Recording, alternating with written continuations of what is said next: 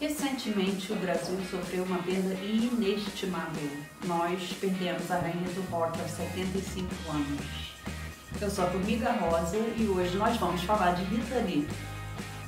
Mas antes você tem que se inscrever no canal, comentar com os amiguinhos, deixar um comentário aqui embaixo, dar meu likezinho, compartilhar com todo mundo que você conhece, porque senão eu vou te banir da nossa família. E aí eu quero ver só o que você vai fazer, porque você vai ser a ovelha negra da família Formiga Rosa. Eu devia ser presa só por causa desse trocadilho? Devia.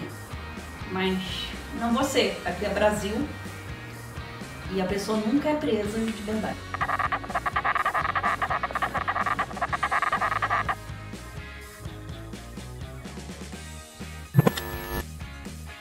Uma das figuras mais autênticas do show business, Dona Ritinha, foi pioneira em diversas coisas e fincou a bandeira das mulheres num cenário que continua muito machista mais de 50 anos depois, o rock. Nascida em São Paulo, na sua amada São Paulo, em 1947, a Rita era filha do dentista Charles, ou Charles, que era filho de um imigrante norte-americano, e também da Romilda, que era uma dona de casa descendente de italianos, aquela mistureba típica de Brasil que a gente tanto ama. Ela cresceu num casarão da Vila Mariana. Desde cedo ela aprendeu piano, e ela foi muito influenciada pelo que tinha de melhor na música, pelos Beatles, pelo Elvis Presley, e também, claro, por joias aqui nossas, né, brasileiras, como Calbi Peixoto, Angela Maria, o João Gilberto, né, a Maísa, não a Maísa que você está pensando, outra, tá? Um pouquinho mais dramática do que a Maísa fofinha que a gente conhece. A não ser que a Maísa também tenha influenciado a Rita, eu não sei, se você tiver alguma informação me traga, porque eu acredito que a Maísa é onipresente e onipotente, né? Então pode ser também que ela tenha influenciado um pouquinho a Rita, mais pro final da vida dela, não sei. Na década de 60, a Rita integrou a banda Os Seis. Aliás, tem um programa na Amazon chamado Daisy Jones and the Six, que vários fãs da Rita apontaram no Twitter que talvez tenha influências aí da vida da Rita. Inclusive a Amazon mesmo gravou a propaganda dessa série com a Mel Lisboa fazendo uma ótima interpretação da Rita, vestida, caracterizada, com os óculos, com cabelo vermelho, igualzinha. E a Rita escrevia uma cartinha para sua prima Daisy, porque, para quem não sabe, o nome da Rita era Rita Lee Jones. Depois que ela casou com o Roberto oficialmente no papel, ela passou a se chamar esse nome pequenininho, né? Rita Lee Jones de Carvalho. Mas ela tinha esse sobrenome também, Jones. Então tem muitas coisas ali na história dessa série. Eu não vi a série, só vi críticas assim que não eram boas a respeito dela, mas tem várias coisas que os fãs apontaram que tem muita semelhança assim com a história da Rita. Mas voltando aos seis, três integrantes dessa banda se separaram dela e formaram uma banda nova. Então os três integrantes eram a Rita e os irmãos Batista, o Arnaldo e o Sérgio. E aí eles formaram a banda Os Bruxos. Você já ouviu falar dessa banda? Nem eu. Eles foram na casa do Rony Von um dia jantar, e o Rony Von, muito fofinho, falou: amiga, você tá louca? Mana, com todo respeito, você tá louca? Eu acho que esse nome não vai pegar. Eu tenho a sugestão de outro nome para vocês. E aí apareceu os Mutantes, né? Que foram assim uma banda muito marcante na história da música brasileira. Eles ficaram juntos pouco tempo, se eu não me engano foi de 66 até 72, mas eles fizeram 6 discos nesse espaço de tempo, assim, que misturavam rock com Tropicália, com milhões de influências e tal, e eles têm, cara, uma música mais genial do que a outra, mais foda do que a outra, e mudou pra sempre o curso da nossa música. Só que, no final, os meninos do Clube do Balinha expulsaram Dona Rita, né?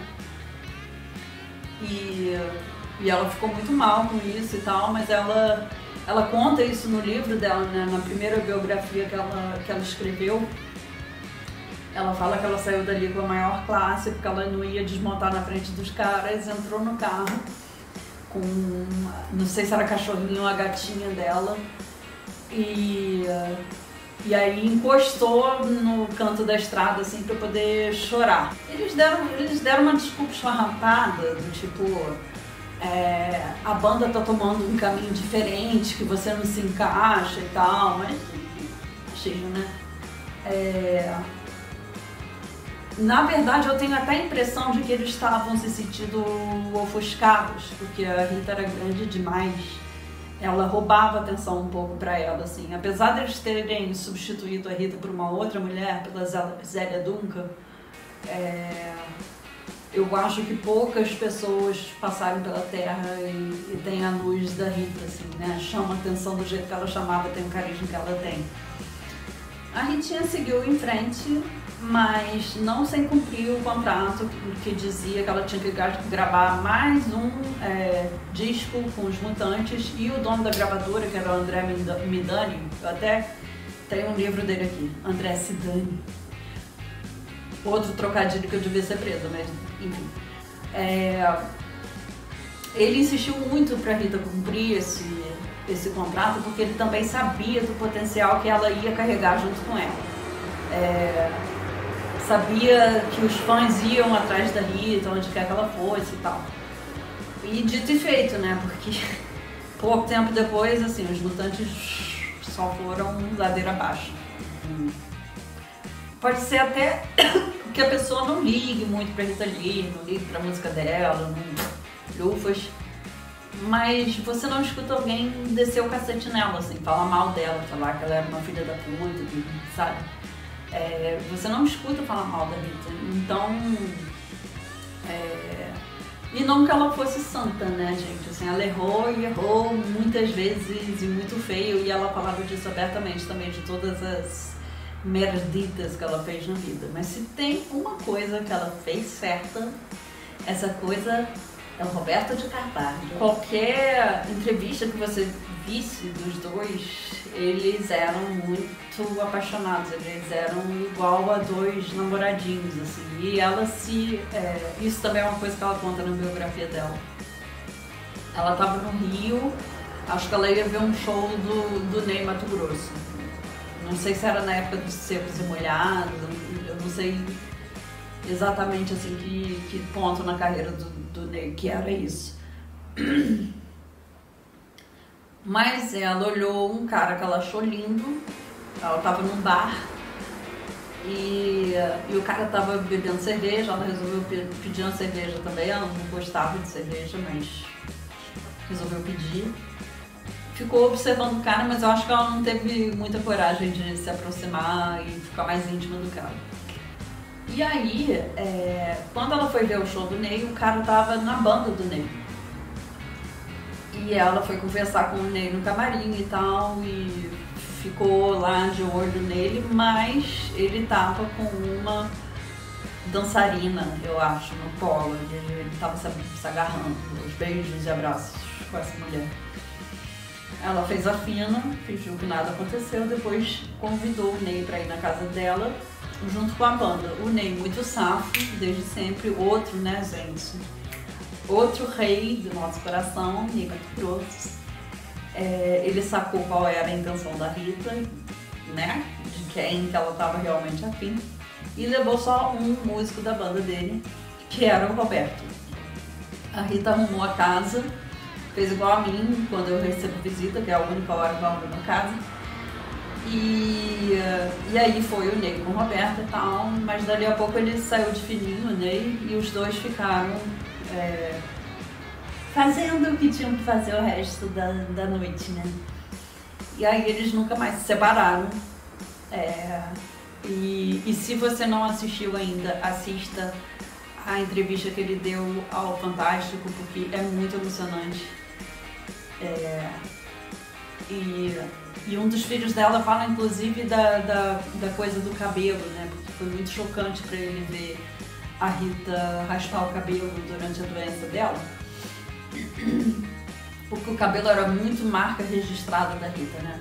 Ela foi a loirinha dos Mutantes e depois, agora voltando aqui pra carreira dela, ela formou o Tutti Frutti com os cabelos avermelhados já, e depois, quando ela foi seguir a carreira solo, o cabelo dela era mais cor de fogo, assim, né?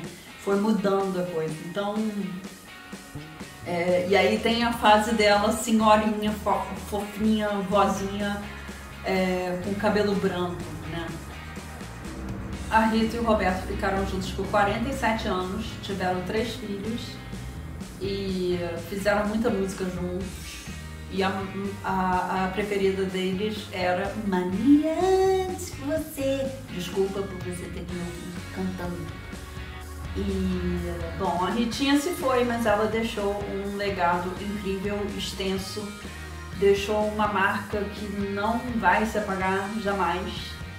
Esse é o Brasil que a gente faz questão de relembrar sempre, de se orgulhar.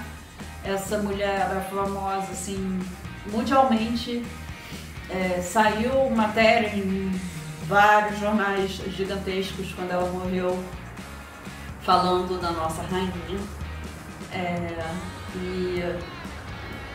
E vai ficar para sempre a obra dela e a contribuição que ela trouxe contra a caretice, contra o machismo, contra tudo que a gente abomina, né, meus amores? E se você não abomina, sai do meu canal.